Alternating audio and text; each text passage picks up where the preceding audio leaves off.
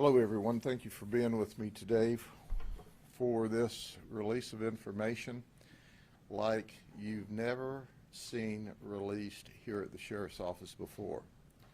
We've checked back into our history and we can't find where this type of charge on this type of incident has ever been made.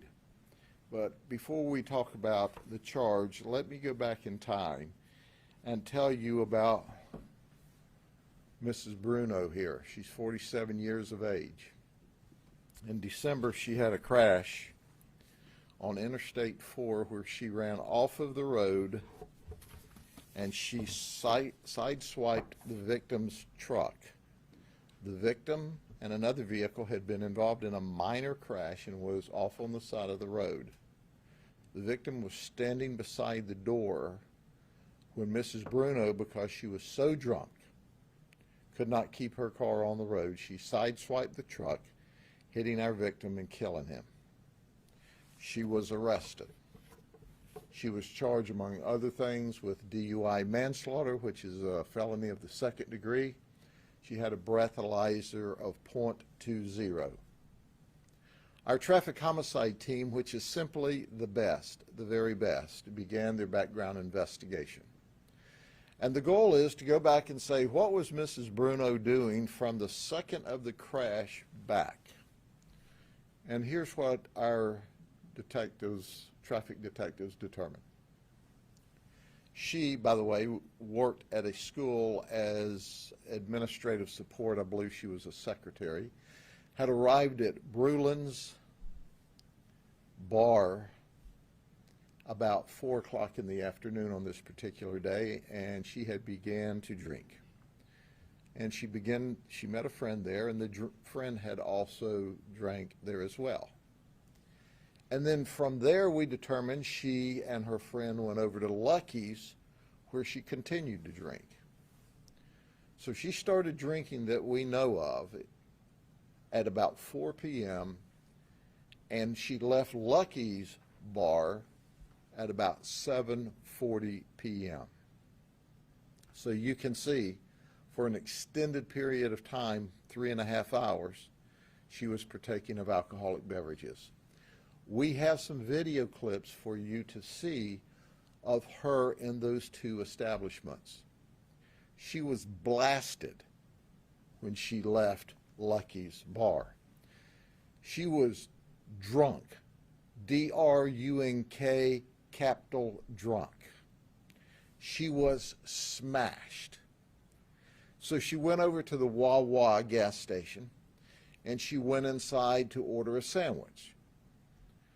Well, the people at Wawa were so concerned when she set her keys down, they tried to grab them from her, but she was able to get them first.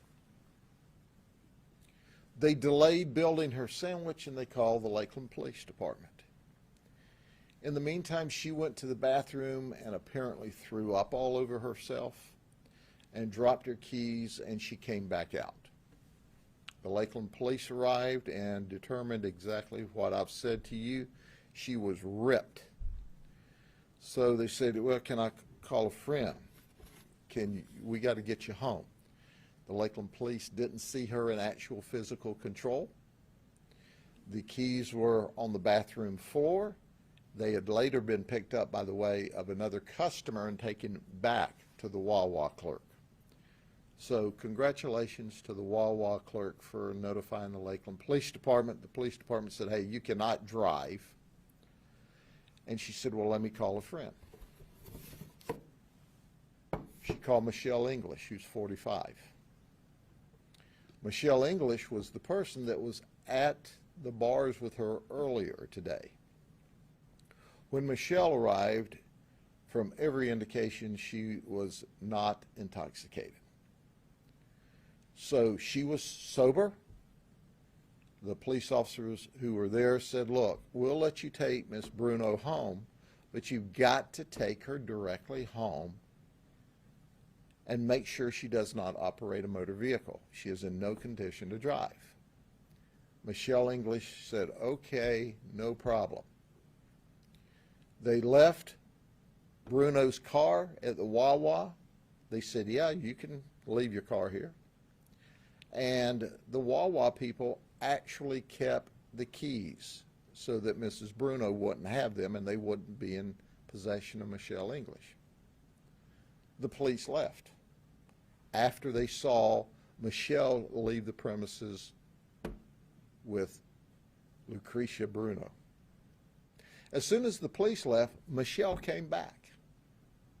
She came back, went into the Wawa station, got the keys from the clerk, came outside, gave the keys to Mrs. Bruno,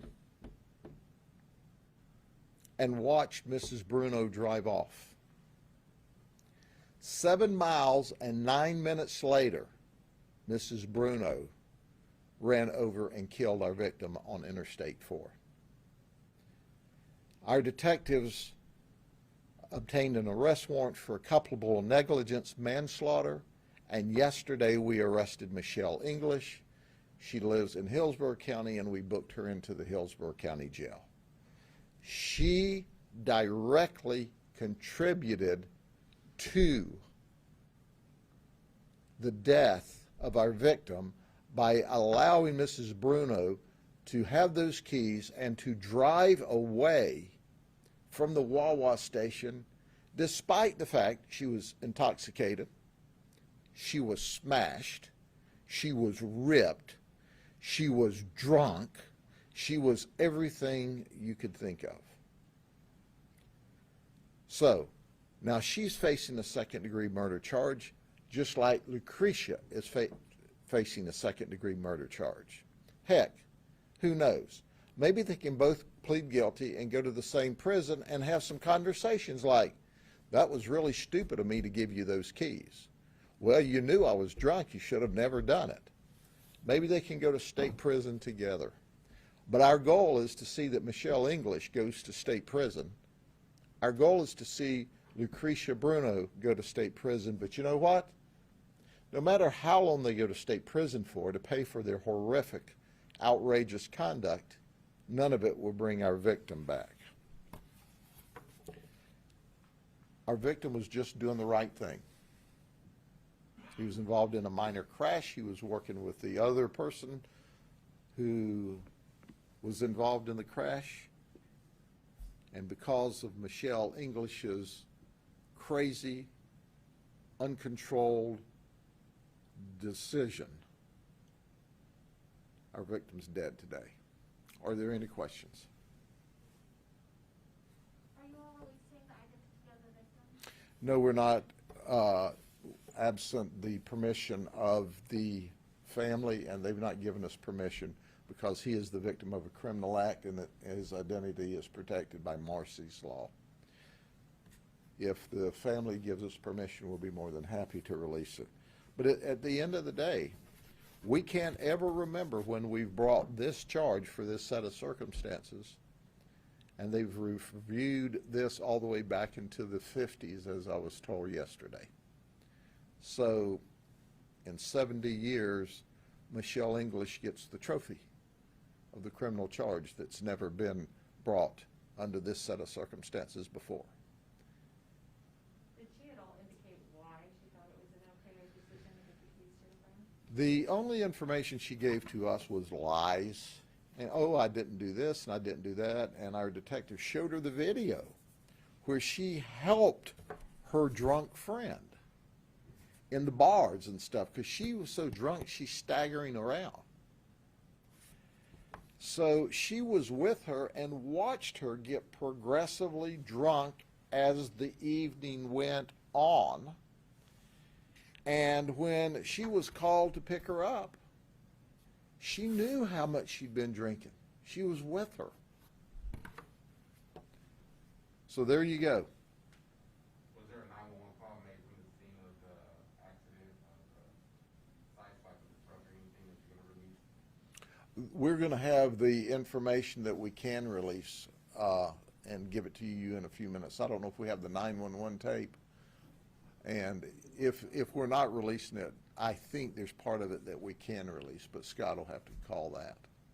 Sheriff, of course, in horrific incidents like this, what's the message to the general public when you're out enjoying yourself and and you're around friends who enjoy themselves maybe a little bit too much. What's the general message? Yes, sir. My basic message to people is that if you want to partake of alcoholic beverages, Uber's cheap. A taxi cab's free or cheap. If you can't find a ride or help anyplace else, call us before you get in your car. We'll find you a ride home. We don't want you to hurt yourself. We don't want you to hurt someone else. Now, if you get behind that wheel and we turn the lights on, the deal's off. But even that, going to jail is much better than being on a metal tray over here at the morgue next door. So at the end of the day, you've got to be responsible. I applaud the people at Wawa. They went above and beyond their duty and responsibility to try to stop that lady from driving that motor vehicle. That's responsible community. That's responsible business community. And I commend her for that. But, Michelle English here went back and got the keys. So did she say, my drunk friend's in the car, I'm give her the keys? Wawa wouldn't have given them back to her. She had some cock and bull story about I got somebody to drive her car home or some kind of nonsense, I'm sure. But at the end of the day, she was just not intoxicated. She was rip-roaring drunk. She was a .207 on the breathalyzer that night, hours later, after the crash. Thank you all very much. Have a great evening.